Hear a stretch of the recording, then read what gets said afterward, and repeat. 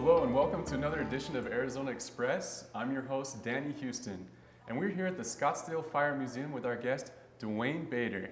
Thanks for meeting with us today. Thank you for coming, appreciate it. So Dwayne, as a fire captain, can you tell us how many fire trucks are there here in the valley? Right now we have about 16 trucks within our fleet. 16 trucks. And where does your jurisdiction cover in the area? Going to the north, we go all the way up to Carefree Cave Creek. Going down to the south, we go to Tempe, the river bottom area. To the east, we go to the 101, roughly Pima Road 101, and then to the west, we got all the way over to like 56th Street. Oh, that's interesting. Can you tell us a little more about when you get a call, which truck will go to the call depending on who's closest? And City of Scottsdale Fire Department participates in what we call the Valley-wide dispatch automatic aid system. And we all cover each other as needed. So if one of the cities has a huge scene that's going on and it's taken up a lot of those resources, we will share resources. So if the city of Tempe needs Scottsdale Fire to help them out within their city, we will go into the city of Tempe. Vice versa, if there is a major scene going on in Scottsdale and another call comes out in Scottsdale, we all help each other out. So the closest unit would go to that second call. how many people are on one crew on a fire truck? Well, on a crew, if on every truck there's 4 you have BLS and ALS, BLS being basic life support, and then you have ALS, which is paramedics. Scottsdale Fire has paramedics on all their apparatuses within the 4 personnel on a truck. If you have a station that has 1 truck that runs out of that station, that would be a crew of just 4.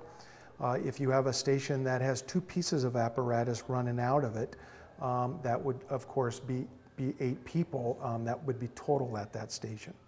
So there's typically 4 people on a fire crew? Typically there's 4 people on an engine and 1 engine out of every station. Okay, cool. Well, tell us a little bit more about the Fire Museum. How did it get started? Fire Museum here is at our, what we call HQ, that is headquarters for all the fire and the police personnel. This is where our administration staff is at, all the way from our chief all the way down to our payroll. Our training division is in here, and then our staff that actually runs the department. On this side that we're on today is the fire department side, and then on the opposite side is Scottsdale PD side. And what we wanted to do roughly about 1.5 years to 2 years ago is we wanted to have the opportunity where the public could come in and actually walk through and see what their fire department has to offer and what we do on a daily basis. So the museum is set up, it's actually broken down into several different areas because your firemen, firefighters that are out there do so many different things. They wanted to bring that inside so you as a citizen could walk through and see what everybody does. So it's just kind of to instruct the public on what it is that you do? Yeah, they can actually, we call them like props, but you could actually dial 911. A lot of people think that's just real easy. I hit 911 and I tell them what's going on. 911 operator is going to ask you a series of questions besides how they can help you. So it gives them an opportunity to do that. If you want to learn CPR, there's a video and there's a mannequin where you can actually go up and you can do chest compressions for CPR. If you want to see what our specialty teams do, our ARF team, our technical rescue team, and our hazmat team, we actually have props where you can actually see them up close and you can touch them. So you get a feeling and an understanding of what the personnel does on that team. Very interesting. And what days are the tours available here? Tours are available here Wednesdays and Saturdays between 8 and 5. You can call the fire department at 312-8000, area code 480, and you can set up a time, and it's a guided tour. Or you can come in Monday through Friday, and you can just walk around right here in the lobby by yourself if you would rather do that. But if you would like to have one of the personnel from the fire department walk with you, explain everything in detail, it's very, very interesting. You can just call that number and they'd be more than happy to help you out. Thanks, Captain. You bet. We're going to do a quick commercial break right now, and afterwards we'll learn more about the Scottsdale Fire Museum.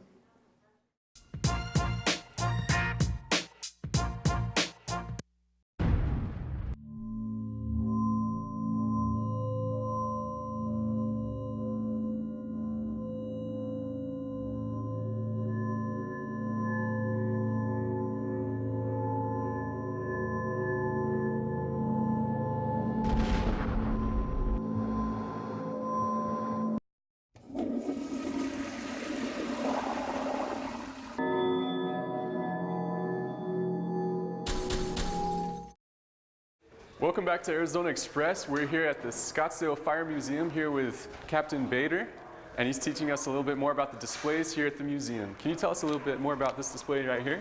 Yeah, we have several displays throughout the hall area here. This one here is stay safe while you're at home. And what we're explaining here is when you're sleeping, when you're in bed, you definitely want to keep your door closed. And that's just in case the fire is someplace else in your house besides in your bedroom. You don't want that smoke to come in your bedroom. This is another prop that we have here with our mannequin. And this is our CPR prop. With our CPR prop, we now call it hands-only CPR. So what they're saying today over statistics that have proven is just do chest compressions. And you're going to continue to do chest compressions until emergency personnel get there. So it is called hands-only CPR. So we have another prop here. This is a mannequin that we can pull out. Get down on your hands and knees, and you actually do chest compressions with the mannequin.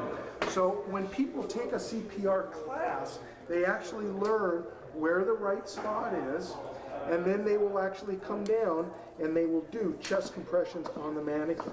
Our last prop that we have here in the museum is our 911 prop. And like I was saying earlier, a lot of us never have the opportunity to dial 911, which is a good thing. But if you ever have to call 911, you're going to be asked a series of questions. And why that is because the 911 operator needs to know what to send. Do you need a police officer? Do you need a fireman? If you need a fireman, is that because you have a fire? Or is it because somebody's hurt? If somebody's hurt, you're going to end up getting an ambulance too. So they're going to ask you a series of questions. What is your emergency? Where is your emergency? And what is your telephone number? And a lot of people can't figure that out. Why is she asking for my telephone number, he or she? And that's just because if you get disconnected, they want to make sure that they can recontact you to make sure that they have everything correct and they're sending the closest unit to the right location. Okay. I'd like to thank Captain Bader for showing us around the museum today. Thanks, Captain. No problem. Thanks for having me. If you'd like to know more about the Scottsdale Fire Museum, just go to the website at scottsdaleaz.gov/fire/fire museum. And we'll see you again next time on Arizona Express.